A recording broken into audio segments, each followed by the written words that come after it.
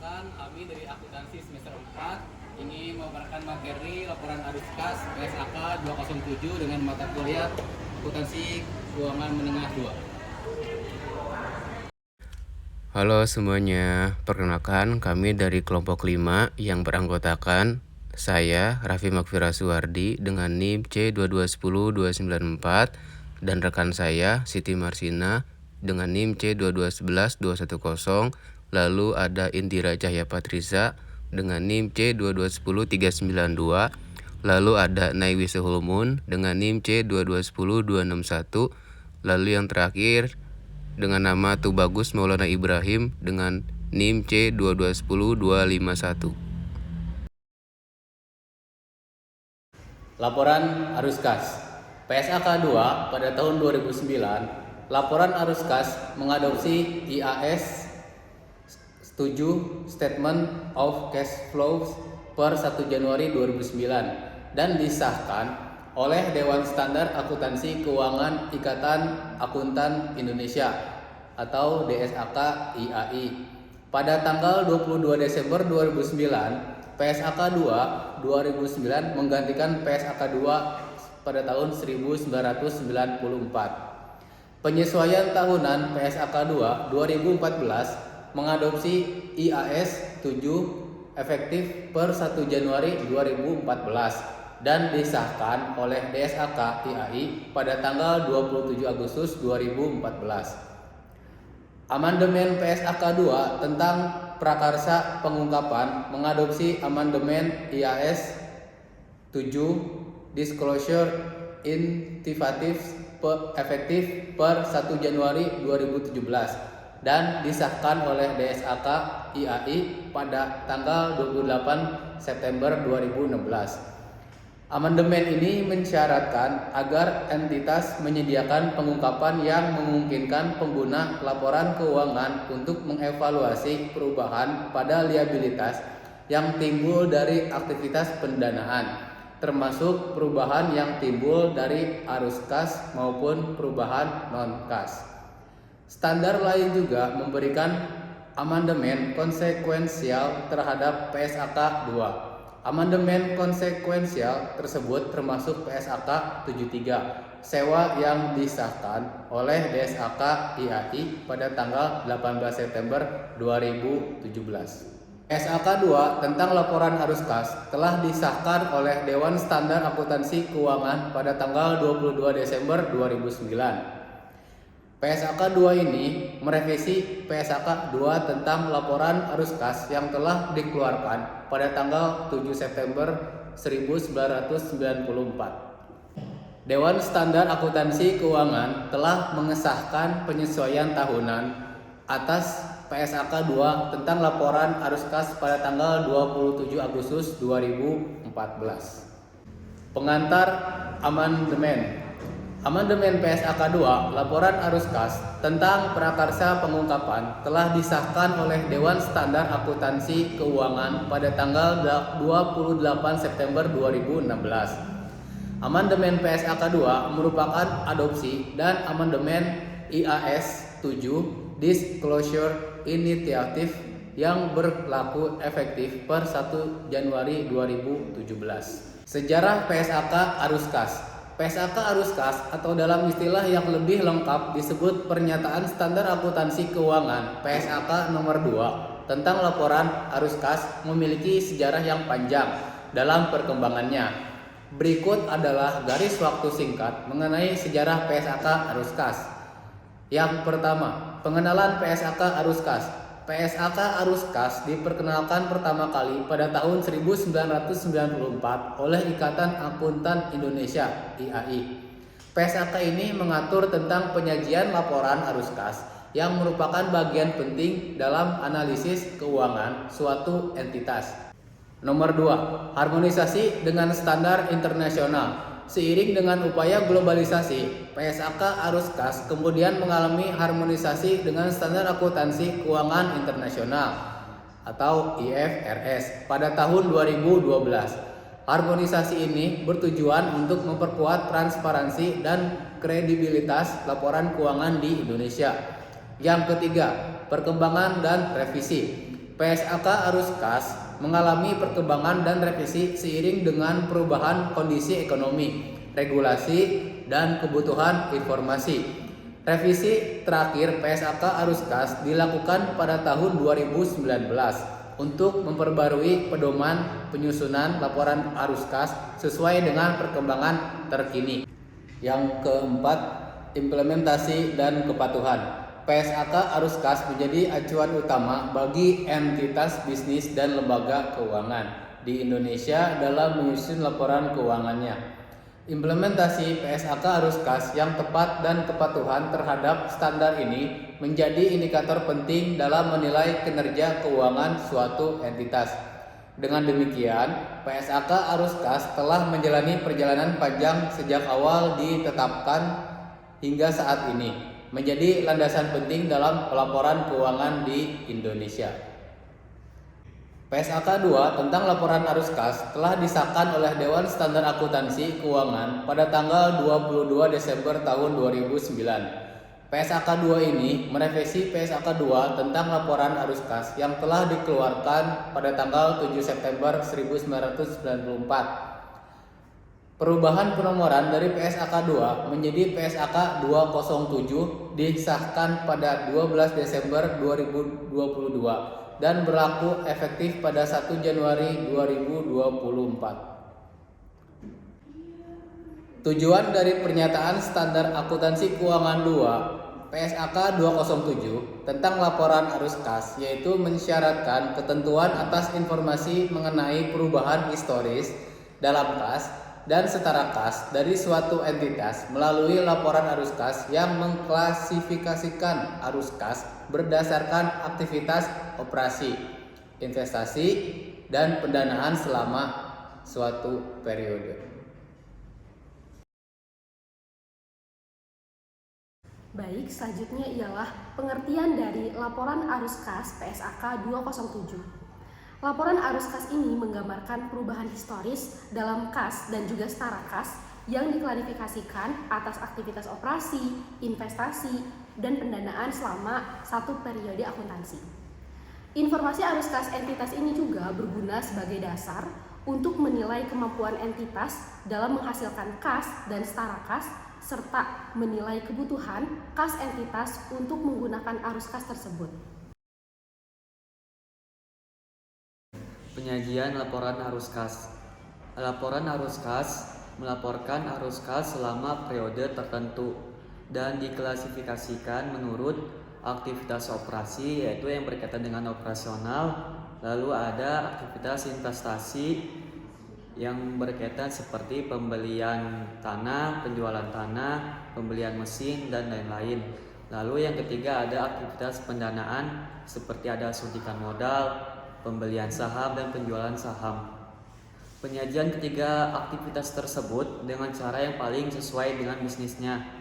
Suatu transaksi tunggal dapat diidentifikasi ke dalam lebih dari satu aktivitas, misal pelunasan pinjaman dan bunganya, pendanaan, dan operasi. Untuk selanjutnya dalam menyusun laporan arus kas, ada dua metode yang digunakan. Yang pertama, metode langsung. Metode langsung, maka kita perlu mengetahui kas diterima dari penjualan tunai dan penjualan piutang. Dan metode yang kedua yang biasa kita gunakan yaitu metode tidak langsung. Dalam metode tidak langsung ini kita perlu laporan keuangan, di mana dalam laporan keuangan kita mendapatkan neraca dan laba rugi yang terdapat di laporan keuangan. Jadi kalau arus kas mengkaji 2 tahun, kita sudah bisa melakukan penyusunan laporan keuangan. Selanjutnya kita kembali kepada arus kas operasi. Aktivitas operasi adalah aktivitas penghasil utama pendapatan entitas dan aktivitas lain yang bukan merupakan aktivitas investasi dan pendanaan. Indikator utama dalam menentukan apakah operasi dapat menghasilkan kas untuk melunasi pinjaman dan memelihara kemampuan operasi entitas, membayar dividen, dan melakukan investasi. Terbagi menjadi 4 bagian pada aktivitas operasional. Yang pertama, laba. Karena segala operasional masuk ke laba, yaitu laba bersih tahun berjalan. Jadi jika dikaji 2 tahun, laba berjalannya tahun berjalan bukan tahun sebelumnya, yaitu misalnya tahun 2016 dan tahun 2017, maka tahun berjalannya yaitu tahun 2017. Lalu yang kedua, biaya yang dikecualikan atau akun-akun yang dikecualikan seperti yang tidak berhubungan dengan kas. Apa sih contohnya? Contohnya amortisasi, cadangan piutang, dan yang paling sering kita temui yaitu beban penyusutan. Jadi teman-teman ingat saja beban penyusutan, laba ditambah beban penyusutan. Dan bagian yang ketiga yaitu aktiva lancar, seperti aset-aset yang pada aktivitas lancar, mungkin teman-teman sudah mengetahuinya. Lalu yang keempat yaitu utang lancar. Lalu yang kedua ada arus kas investasi. Pada arus kas investasi, aktivitas investasi adalah perolehan dan pelepasan aset jangka panjang serta investasi lain yang tidak termasuk secara kas. Perolehan seperti kita pembelian tanah dan pelepasan seperti kita penjualan tanah. Lalu mencerminkan pengeluaran untuk sumber daya yang dimaksudkan menghasilkan kas di masa depan. Inflow terdiri dari penerimaan penjualan aset tetap, aset tidak berwujud, dan aset jangka panjang lainnya. Penerimaan kas dari kontrak futur atau forward futur untuk pendanaan. Lalu penerimaan penjualan instrumen utang atau kas selain diperdagangkan. Lalu penerimaan kas dari pelunasan uang muka dan pinjaman dari pihak lain. Outflow terdiri dari pembayaran kas untuk membeli aset tidak tetap, aset tidak berwujud, biaya pengembangan dikapitalisasi. Lalu pembayaran kas dari kontrak futur, forward, swap untuk aktivitas pendanaan. Lalu pembayaran untuk membeli instrumen utang, ekuitas, ventura selain untuk diperdagangkan. Selanjutnya arus kas pendanaan. Pada arus kas pendanaan ini, aktivitas yang mengakibatkan perubahan dalam jumlah serta komposisi kontribusi modal dan pinjaman entitas. Memprediksi klaim atas arus kas masa depan oleh para penyedia modal entitas. Pelaporan arus kas masa depan oleh para penyedia modal entitas. Pelaporan arus kas dari aktivitas investasi dan pendanaan dilaporkan secara terpisah. Kelompok utama, penerimaan kas bruto dan pengeluaran kas bruto yang berasal dari aktivitas investasi dan pendanaan, kecuali yang boleh dilaporkan neto. Inflow-nya penerimaan kas dari penerbitan saham, penerimaan kas dari penerbitan obligasi, wesel, pinjaman jangka pendek dan jangka panjang atau hipotek.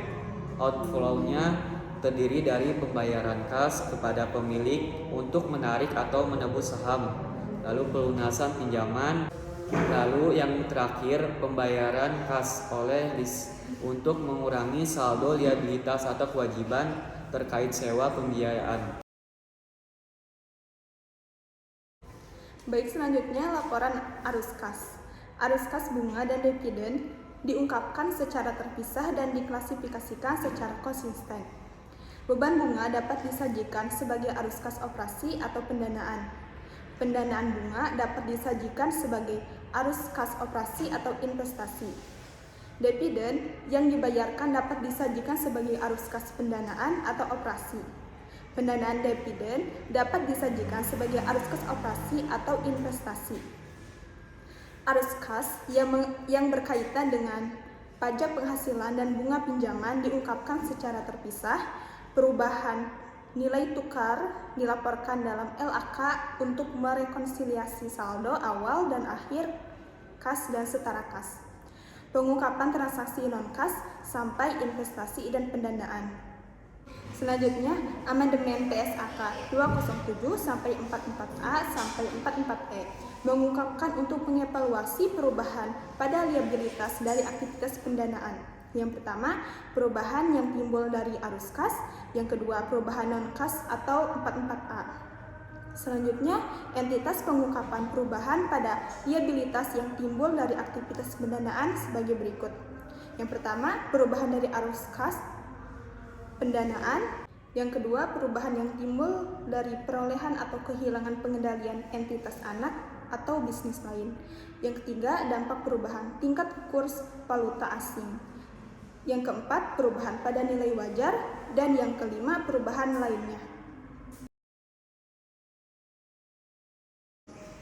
Selanjutnya ada pelaporan arus kas atas dasar neto. Arus kas yang berasal dari aktivitas operasi, investasi, dan pendanaan berikut ini dapat disajikan menurut arus kas bersih atau neto. Penerimaan dan pengeluaran kas untuk kepentingan pelanggan jika lebih mencerminkan aktivitas pelanggan daripada aktivitas operasi. Contohnya pembayaran rekening giro, dana pelanggan dikelola entitas asosiasi. Penerimaan dan pengeluaran untuk pos-pos dengan perputaran yang cepat, jumlah yang besar dari jangka waktu singkat. Contohnya transaksi kredit nasabah, pembelian dan penjualan investasi, pinjaman jangka pendek. Untuk lembaga keuangan dengan arus kas neto, yaitu penerimaan dan pembayaran kas sehubungan dengan deposito, penempatan dan penarikan deposito pada pelanggan pada lembaga keuangan lain, pemberian dan pelunasan uang muka dan pinjaman kepada nasabah.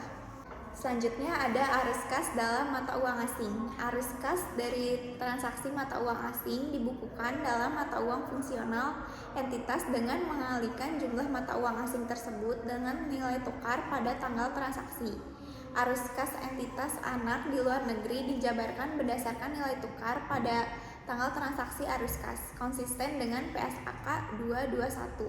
Keuntungan dan kerugian yang belum direalisasi akibat perubahan nilai tukar bukan arus kas. Perubahan nilai tukar dilaporkan dalam LAK untuk merekonsiliasi saldo awal dan akhir kas dan setara kas. Investasi dalam asosiasi anak dan bisnis lain. Investasi dilaporkan hanya terkait dengan arus kas yang terjadi antara investor dan investi. Arus kas yang berasal dari perolehan dan kehilangan pengendalian atas entitas anak dan bisnis lain disajikan secara terpisah dan diklasifikasikan sebagai aktivitas investasi. Pengungkapan atas perolehan dan kehilangan pengendalian entitas anak dan bisnis, yaitu jumlah imbalan, porsi imbalan yang merupakan kas atau setara kas, jumlah kas dan setara kas pada entitas anak di mana pengendalian hilang, jumlah aset dan liabilitas lain kas atau setara kas di mana pengendalian hilang. Baik, selanjutnya ialah ketentuan-ketentuan lain. Yang pertama, transaksi investasi dan juga pendanaan non-kas diungkapkan pada bagian lain laporan keuangan sehingga dapat memberikan semua informasi yang relevan mengenai aktivitas investasi dan juga pendanaan. Kemudian yang kedua, entitas mengungkapkan komponen-komponen kas dan juga setara kas serta menyajikan rekonsiliasi jumlah tersebut dalam LAK atau laporan akuntansi dengan pos-pos laporan akuntansi keuangan dengan pos-pos yang sama yang disajikan dalam laporan posisi keuangan. Yang ketiga ialah entitas mengungkapkan jumlah saldo kas dan setara kas yang signifikan yang tidak digunakan oleh kelompok usaha atau restriksi beserta pendapat manajemen. Baik, untuk selanjutnya di sini ada ilustrasi laporan arus kas, metode langsung dan juga tidak langsung. Nah, untuk metode tidak langsung laporan arus kas dalam arus kas operasi itu diawali dengan laba bersih. Sedangkan untuk arus kas langsung dalam arus kas operasi diawali dengan pendapatan dari pelanggan. Sekian presentasi pemaparan materi dari kelompok kami. Kurang lebihnya mohon maaf. Wassalamualaikum warahmatullahi